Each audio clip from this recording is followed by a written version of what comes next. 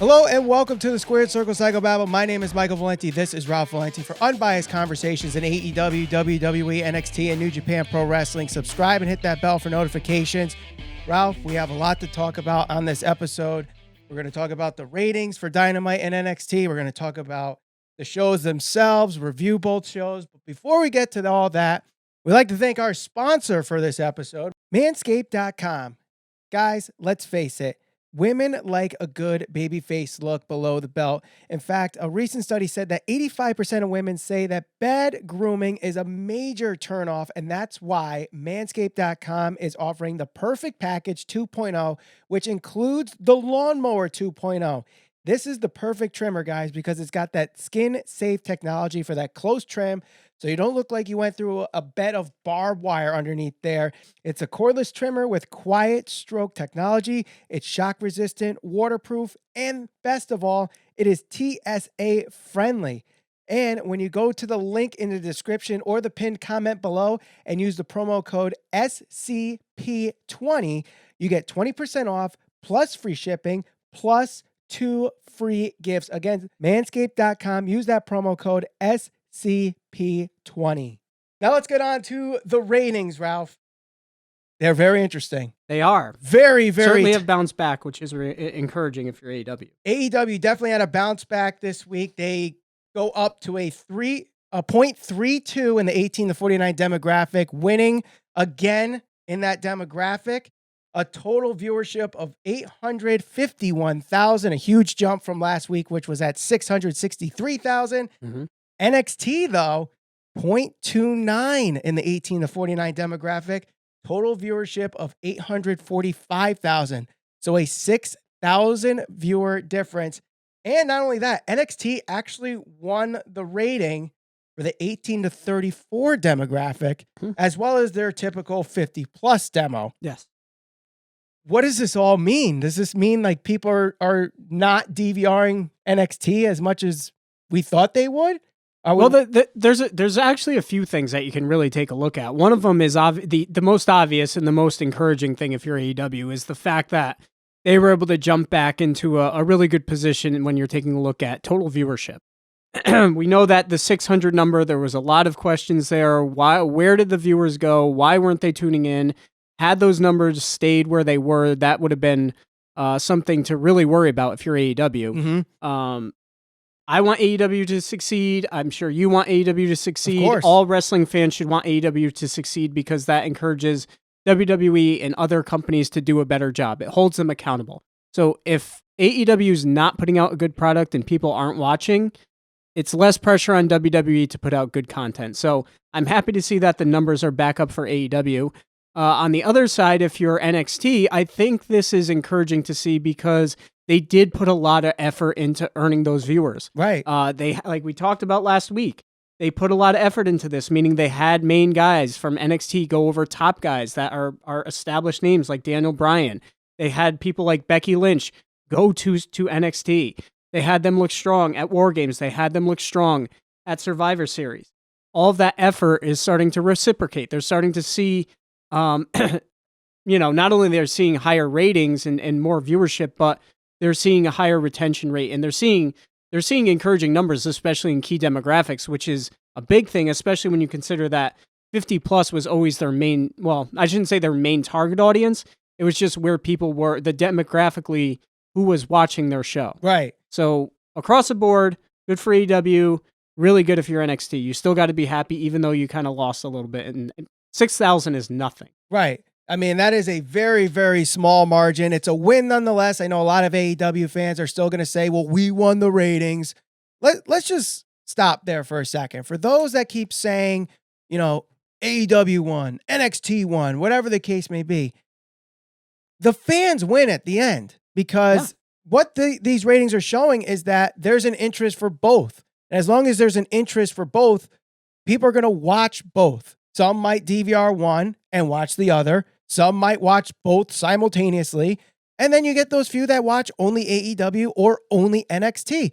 And there's nothing wrong with that. Yeah. But tell you what, Wednesday is the best night for wrestling. Absolutely. I mean, both shows were good. They both had some good things and some things that they can certainly work on, and that hasn't been different from any other week. Right. I feel like NXT was certainly a show that was, more in tune with building off previous shows. Mm-hmm. AEW, while they talked a lot about having a stacked card, that was a stacked card for a very hardcore fan base. So not necessarily a casual fan who's going to tune in and know every single individual who was involved, but there was a little bit of something for everybody on both shows. True. And I think both shows delivered. I think both shows advanced storylines. And I think the other thing too was they created sub-stories within their main storylines so that they're not so focused on that one storyline. There's some branching off in both, and we're going to talk about that. So let's move on to the reviews themselves. We'll start with AEW Dynamite. It starts off with the 6-man tag match, Ralph. I think personally, I couldn't really invest too much into this match because of the audio issues that we were getting here in the United States. Apparently, we weren't getting those audio issues if you were watching in Canada on TSN and not watching or watching on the Fight TV app. Right. Now, I don't know if it was just my cable box, but let me ask you if this was happening to you. So, as the entrances are happening, there were audio dropouts. Yes. And then what would happen is you can hear Excalibur and Jim Ross perfectly. Everyone else is like almost very faint or non-existent. Even Tony Schiavone. But then you hear another dropout and everything sounds a little better. The mix isn't quite all there. Then you hear another dropout and it's like audio channels are coming in and out and in and out. So, of course, this went out to Twitter, and they're saying audio issues early. People are complaining. How do they keep messing up this audio issues? Well, this is where my expertise in television comes in, because it wasn't AEW's fault. And I'm going to tell you why. So, if you were watching on TNT and you noticed the dropout in audio, Ralph, how this works is every single microphone that's routed into the mixer has its own separate channel. So Excalibur has its own channel, Jim Ross, Tony Schiavone, Justin Roberts, the crowd mics, the cameras that have mics on them, they all have separate channels that go into the mix. How about the music? The music is a separate channel too. Okay. So they all get sent through this signal to either a satellite dish or a fiber feed without going into too much television lingo. But basically, they all get their separate audio channels. So whoever was receiving that, either on TNT or a company that TNT hires to distribute it to the cable companies, they received it and then sent it out wrong. So rather than getting what I think is about 16 audio channels, they received only 2, which is why Excalibur and Jim Ross sounded fine, because their equipment that they were using to receive it, they had selected only 2 channels instead of all the channels. Right. So then they put it into another audio configuration and you got 8 channels. Then they had to put it on another audio configuration and you got all the channels. So that's why you had those issues. And Fight TV and TSN didn't, because they received the signal correctly and was able to distribute it correctly. Whereas whether it's TNT or a company similar to the company I work for, I don't know if it's exactly the same company, but that received the signal and distributed it, they distributed it wrong. So it wasn't an AEW issue at It the was end of not the day. an AEW issue. Right. Okay. Now, I will say there were still some mixing issues throughout the night. That's on AEW. But the stuff that happened the first 10 minutes and you finally heard it click back on at like the 8.5, almost 9-minute mark, and it sounded perfectly fine, that's when they finally got their stuff together and distributed the audio properly. And I know that was one of the things that people were certainly mentioning on Twitter and social media, just that, how can this keep happening week after week? And I can't speak on it from a professional level because that's not my area of expertise, but it's certainly noticeable. The thing that I notice week in and week out with AEW as far as, when it comes to sound and all of that stuff, is the music. Like, you cannot hear the music when people are making their entrance. Now, I know that's something subtle and I don't want to nitpick on it, but that's an important part of the show, especially if you consider some of the iconic entrances like somebody like a Steve Austin.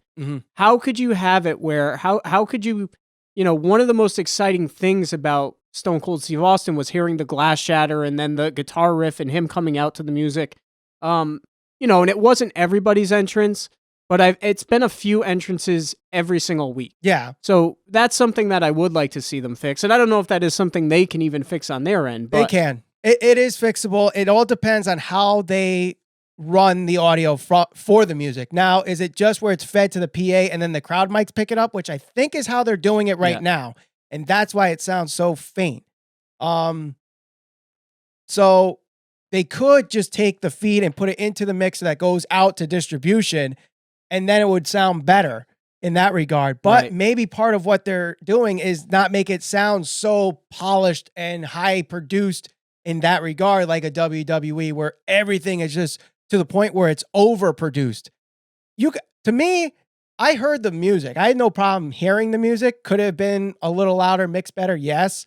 I think the only real mixing issue from someone that deals with this professionally is under the ring, that microphone picking up like the action of their feet hitting the ring and the canvas, whatever. The bass was a little too high and it sounded like boom, boom, boom, boom, boom. The ring, it's funny because you can tell what type of, if you were to just hear the way the ring sounds, I feel like you could tell what show it's coming from. Like the WWE ring has a very distinct sound. Yep. WCW ring has had a very distinct sound. So does New Japan, because New Japan uses a shotgun mic. Well, I will say this. Last night, whatever they had sounded so similar to what a WCW ring would sound like back in the day. I don't know what it was, but it to me, that was one of the first things I picked up on, was this seems like a WCW show back in the day because of the way the ring sounds, because a WCW ring, for whatever reason, had a very distinct sound in comparison to a WWF ring back in the day.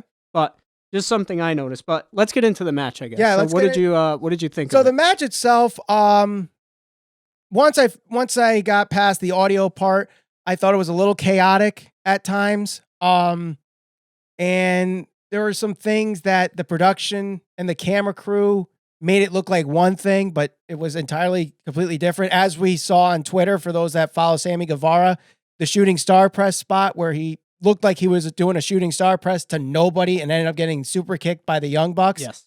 So he went onto Twitter.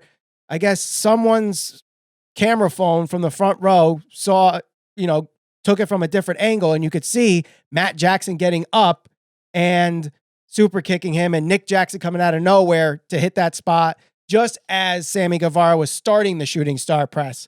So that's one of those things where like they might have tried to get the perfect shot, where if they just let it back a little, zoom out, they probably would have told the story a lot better, because the way they shot it made Sammy Guevara look like a complete idiot. And people were complaining about that on Twitter. Yeah.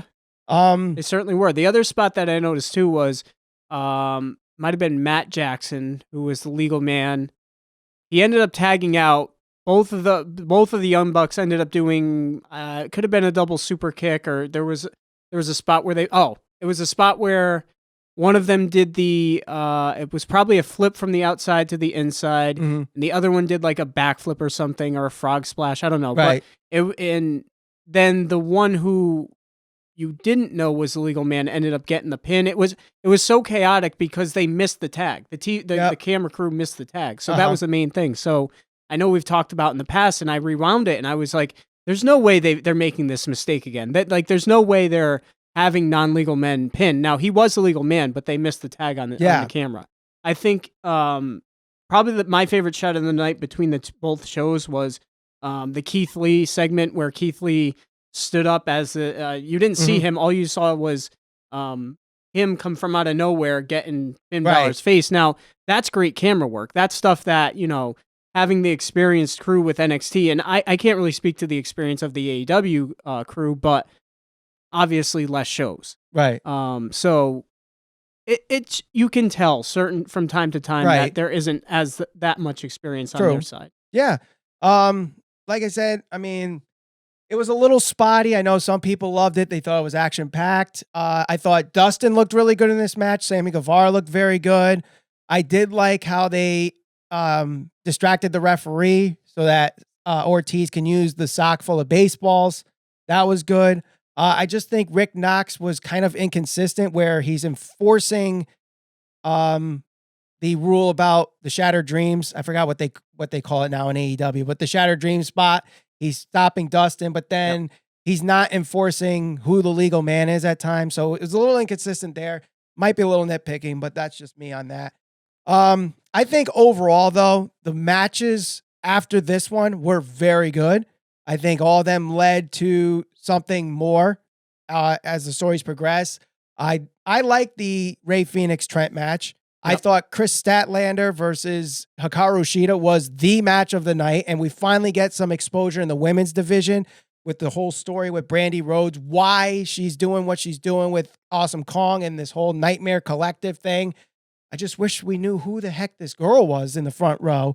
Apparently, it's an independent wrestler by the name of Melanie Cruz. Yeah. I don't know much about her, so hopefully in the comments people can educate us here. But I feel like AEW certainly had some good matches. I feel like actually there's segments, surprisingly, like there's segments that, you know, you had your Jericho segment. Thought that was good. I know that some people are upset, obviously, about Jungle Boy getting the title shot, even though he does. Here's the thing. Hasn't won. Originally, when I first heard it, I thought it was a title shot, but I went back and watched it again. It's just a match. It's just a match. It is not a title match, but still, this kid is 0-8. Right. He has literally the worst record in AEW right now, and he's getting a shot with Jericho. So that's why I put up the poll, do wins and losses matter, on our YouTube community page. And still, people are believing that wins and losses matter. And I agree with them. 100% they matter because, as Jericho mentioned, he is obligated to have one more match in AEW before the end of the year. So he's having it on December 18th. He gets to choose who he wrestles. Why would he choose someone he could lose to? Yeah. Go after the guy who has lost every match he's in. Well, not only that, but if you look at, like, say, for example, like if the Yankees are in first place and their schedule says they have to play the last place Diamondbacks, they're still going to play each other. Right. I get it. For title matches, for big pay-per-views, maybe that's when you start to look more at, okay, well, the guy who's ranked 1 has to face the number 4 guy for something like that. But if they really just stick to, okay, well, since he's the number 1 ranked guy, he's got to wrestle Jericho, you're going to get through the rankings really quick and you're going to see the same matches over and over every week. So they don't want that to happen. Especially because we've seen this almost every week right now. Since the rankings have come out, every person, no matter what division it is, the number 1 ranked men's wrestler, women's wrestler, tag team, end up losing. Like, as soon as they're ranked number 1, Hikaru Shida lost 2 straight weeks after being number 1. Now she loses to someone unranked in Kris Statlander. The Lucha Brothers were number 1 last week. They lose to the Best Friends. Cody was number 1. He lost. Then it went to Pac. He lost. Yep. Now it's Jon Moxley. How long does he hold on before he loses? So, I mean, it's good that we have these rankings and it, tells a story. And like I said before, this is one of those sub-stories because in Jericho's promo, he's talking about the lexicon of Jericho, which thank God Excalibur pointed out Le Champion. Right. The lexicon of Le Champion. Thank God Excalibur pointed out that lexicon is not the same word as a list. It's vocabulary. So, but regardless, the whole list was funny. Scorpio Sky, Too Cold Scorpio, all the members of the Scorpions. Then he goes on with Darby Allin, Rick Allen from Def Leppard, Alan Jones. You know who that is? Is he the country singer? He's not. That is AJ Styles' shoot name. Okay. And then, of course, he did Hangman Page, Diamond Dallas Page of WWE. Yeah. So I just thought it was hilarious, especially when I'm thinking Alan Jackson. No. That's who I was thinking. Yeah. And did you happen to catch before their Jungle Boy's music came on? Marty. It seemed like he was going to say Marty. He definitely said Marty, but he didn't finish it. Was it going to be Marty Scurll? It could have been Marty Friedman. It could have been Marty McFly. Marty Jannetty. It could have been any Marty. But, of course, he stops at Marty, so everyone's like, oh, Marty Scurll, he's coming to AEW. Yeah. Few things that I would like to point out. Where the hell is Rio? She's doing dates in Stardom. Okay. I wish they would say something about that because she still is the women's champion. There's other things that they can do to kind of keep her in the I mean, I can't even call it the title. Yeah, the conversation. You don't want to say the title picture because she is the champion. So, that kind of stinks because it's been 3 or 4 weeks now where we haven't seen her. Right. And the other thing I noted too was it seemed like with some of the segments, like the payoff, the biggest part of the segment, the climax was happening during a commercial break.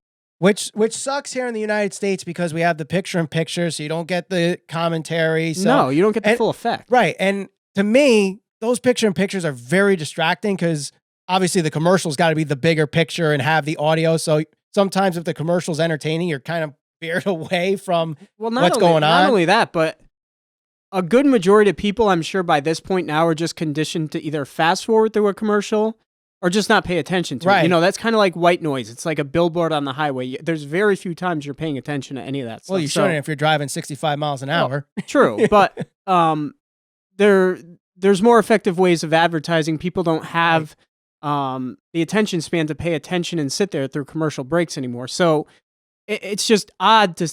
I get why they do it for wrestling matches. They try to keep people engaged, but to have like the big moment happening while you're at a commercial, I just found that a little odd. Now, I don't know. I think also they do it that way because of how Fight TV broadcasts, because there's no commercials on Fight TV.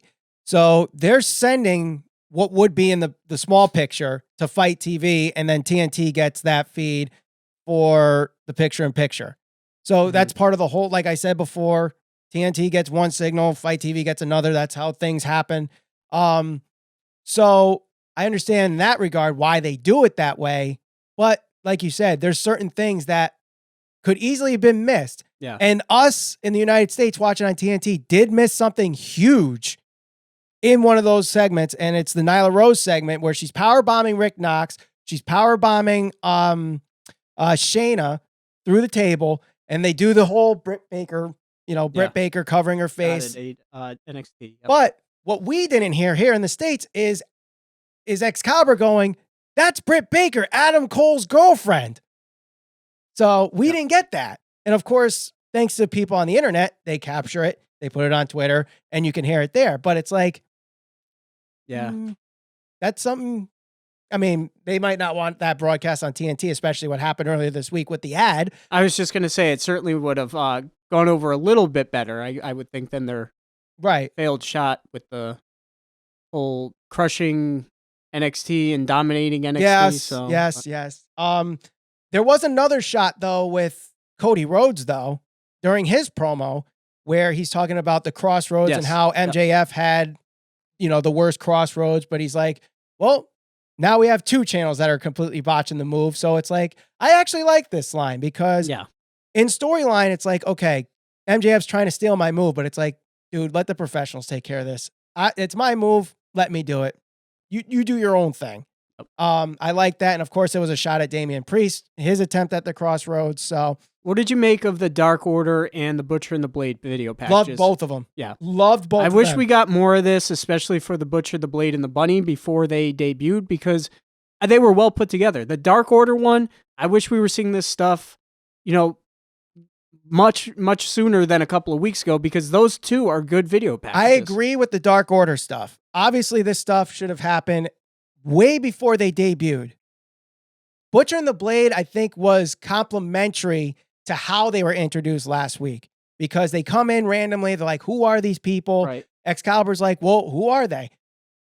This package, you got Allie talking about why they went after Cody Rhodes. Yeah. And it's like, well, we're sick of seeing him on billboards. So here's the Butcher, here's the Blade, I'm the Bunny, and we're here to terrorize. Yeah. I like that. I don't mind it. I think that one way they could have gone around that was just leave a little bit of a mystery as to who they were talking about. Like, they could say the same thing. They could say, true, whatever, your face is everywhere. You act like you're a big, whatever you want to say. Right. But obviously not use his name and then show up. And that way Jim Ross or Excalibur or whoever can react like, that's who they were talking about. They were talking about Cody Rhodes. Why are they targeting him and build off that? Right. At least the crowd may have been somewhat into it because it did kind of fall flat. But 2 very good video packages.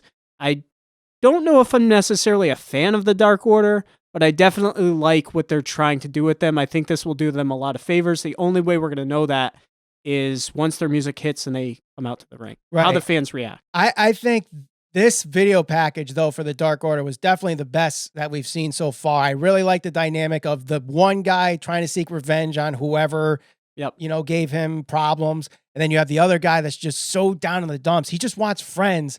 So they scratch his face off. It's like the Dark Order is not just going to accept anybody that wants to join. Like there has to be a reason. So I did like that. And it's like, no, you're coming in to terrorize, not just because you want to make friends. We're not here to make friends. We're here to terrorize. It's like Fight Club. Yeah. A little bit. So I like that too. We did get the main event I thought was good. I think the match before that was good. Christopher Daniels and Pentagon. I like the story that was told where they were selling the injury on commentary. I don't know.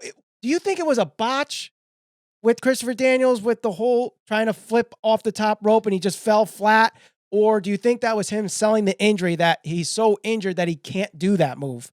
I'm going to hope it was the injury or the selling of an injury. I mean, it's easy to push it off that way. That was a plant. Yeah. That was a huge plant. Yeah. So, I mean, you're hearing both. You're hearing people saying that's, fallen angel, and you're seeing people like, no, he's selling an injury. Yeah.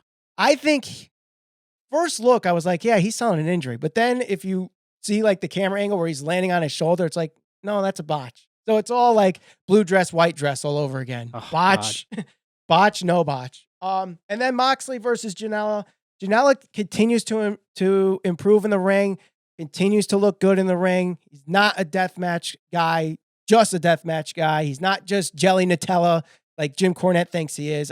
He's got potential there. He's okay. I still have a hard time buying him as a legitimate threat to a guy like Jon Moxley. There was never even a point when this match was even announced that I felt like he was going to be the guy to dethrone Jon Moxley.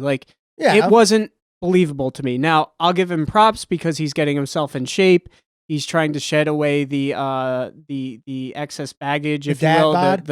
Not just the physical body, just like the notion that he's this deathmatch guy, the notion that he's like this out of shape, beer guzzling guy who's here to smear the industry. Like some people would paint him that way. Yeah. And the only reason I say that is because we know that there is probably some people who are going back and forth, and we know that the main event for this, you have Moxley, you have Joey Janela, and if you flip over, you've got 6 very capable professionals in NXT. And, it's just tough for me to choose an AEW main event. Granted, I like Moxley a lot. Janela, okay, that's fine. I'm not going to say anything bad about him, but to me, it's very easy to choose that NXT main event over this. Yeah, that's true. And that's a problem because for those who are going to choose one or the other, are you really going to choose Joey Janela over what NXT gave you? I don't know. You don't have to like everybody that was in that match, but it's really hard to root against to choose that match over Undisputed Era, Adam Cole, Tomasso Ciampa, Keith Lee. Well, that's a lot of star power. That's the beauty of the DVR and the beauty of the 8-minute overrun that WWE has now. So let's move on to NXT, though. We start off with a good match. Killian Dain versus Pete Dunne, originally set for Damian Priest, but he's still injured with his ribs. Surprising ending. Yeah, I like the ending here. So Pete Dunne is going for the sleeper hold off the top rope, knocks out Killian Dain, but falls on his back and ends up pinning him in the process inadvertently, gets a win, extends the storyline. And obviously because Damian Priest is still involved in this storyline, another sub-story to go along with the main story. Like that. We also got some exchange with Keith Lee, the Undisputed Era in a promo segment. I like that promo segment too. I got to admit something here. I think Keith Lee, unfortunately, I love him there. I think Keith Lee's days in NXT are short-lived. I think he's getting called up at Survivor Series, yes. And I think he's going to have a big high-profile match at WrestleMania. The rumor out there is that, and from what people are saying, is that Vince is very high on this guy. Yep. He's got the size, he's got good mic skills, he's got good charisma, and he's hot right now. I don't, unless they're going to give him an NXT championship title run, and he more than deserves it, but I think he's destined for the main card very soon, unfortunately. Which isn't a bad, I mean, I don't think that's a bad thing. It is if you've seen what they've done with other guys. True, but I don't know. I'd rather see him stick around in NXT for a bit. Well, that's all up to see if Triple H can convince Vince to keep him there. He's like, listen, I got a thing here on Wednesdays. He's my top guy. He's going to be my NXT champion. Do not take him yet. Yep. That could happen, but I don't know. But after this little exchange, we did get a quick match with Xia Li and Shayna Baszler. I guess this was supposed to be a showcase for Xia Li, but the match was way too short. Didn't really do anything. She lost quickly. So I think this did more harm than good in the women's division because they need to build some other big, especially on the babyface side. We have Rhea Ripley, but that's it. Yeah. Who else on the baby faces? Because Tegan Knox hasn't been on. Candice LeRae. Piper Nevin. She's in NXT UK, though. I'm joking. But still, it's like, who's left right now? Xia Li, it looked like they were building her up for a little bit, but... Lita? Did you say Lita? Yeah, why not? She's retired. I'm joking. I hope so. So, you got that. Then we get what was supposed to be Rhea Ripley versus Dakota Kai. Instead, we get a run-in from Mia Yim after Rhea Ripley says, you know what, Dakota? I give you props for what you did at War Games, but the tables are basically turning now. And here comes Mia Yim. They attack. They go to the outside. They run out a Full Sail. Then comes the three horsewomen, Shayna Baszler, Marina Shafir, Jessamine Duke. They attack Rhea Ripley, knock her out with the Karafuda clutch. She tries to get out of it, but then Shafir and Duke pull her arms, and she's knocked out. Yep. Then we get the announcement that there will be a women's championship match in 2 weeks, Shayna Baszler versus Rhea Ripley. Is this the night where Shayna drops the title? Well, I think now we talk about the main card again.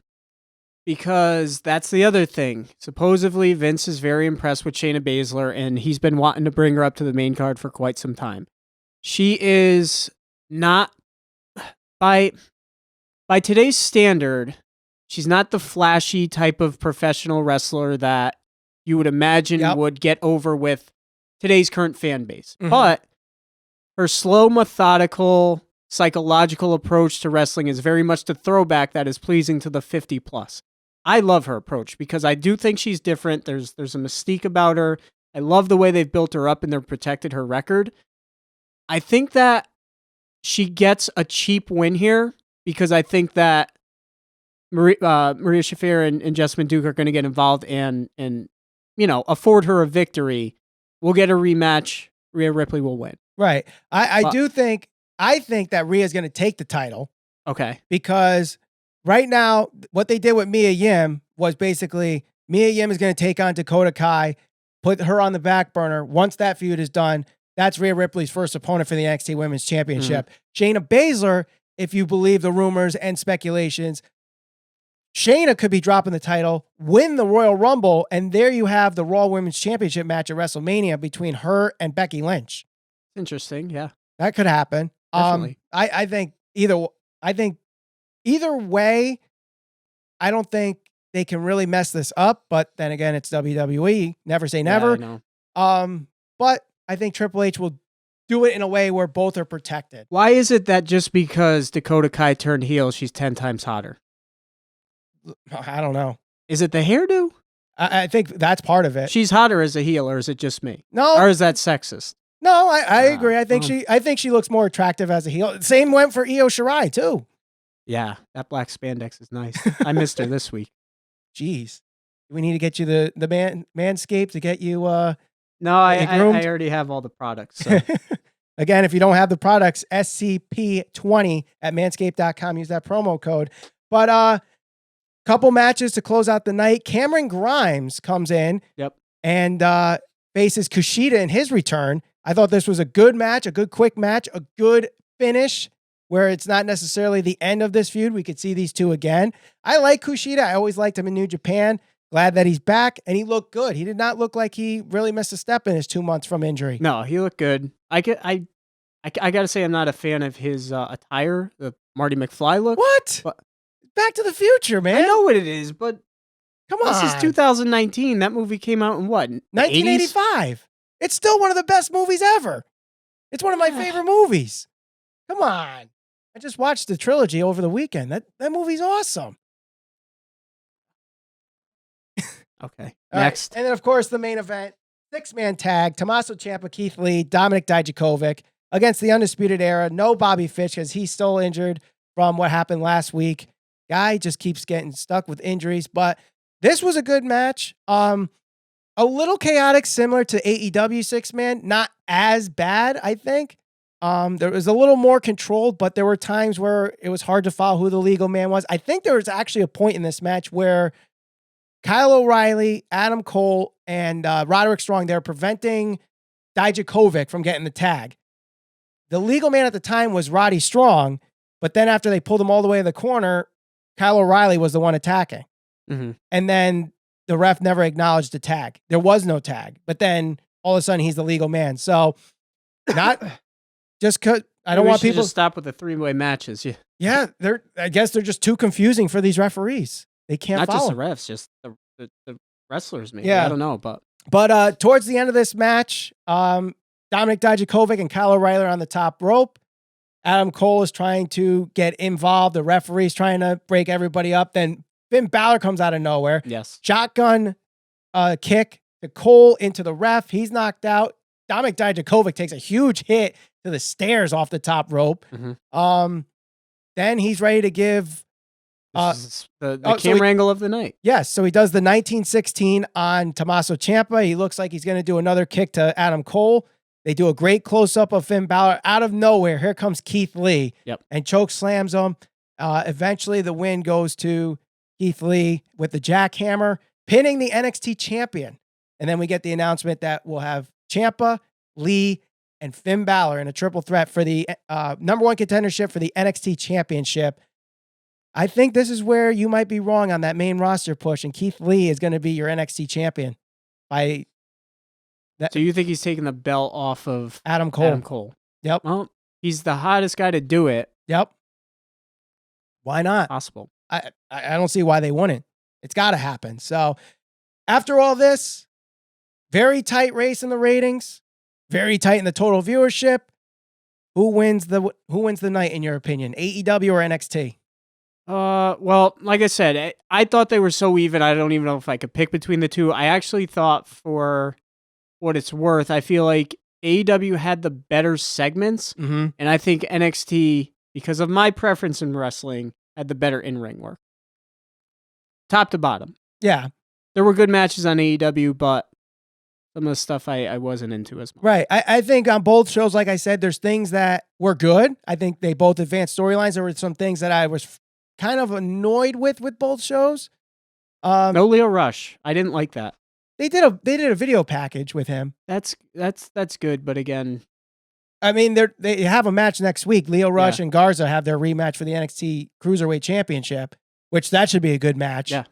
But I think the only thing that really kind of irked me with NXT, like to a level, was that the Mia Yim run-in caused that match not to start. Yep. But then Cameron Grimes runs in and attacks Raul Mendoza, goes into the ring, and they make that match. Yep. Why don't they make the same thing with Mia Yim and Dakota Kai like they did Cameron Grimes and Kushida? That was like literally 2 segments apart, and you're inconsistent with that booking.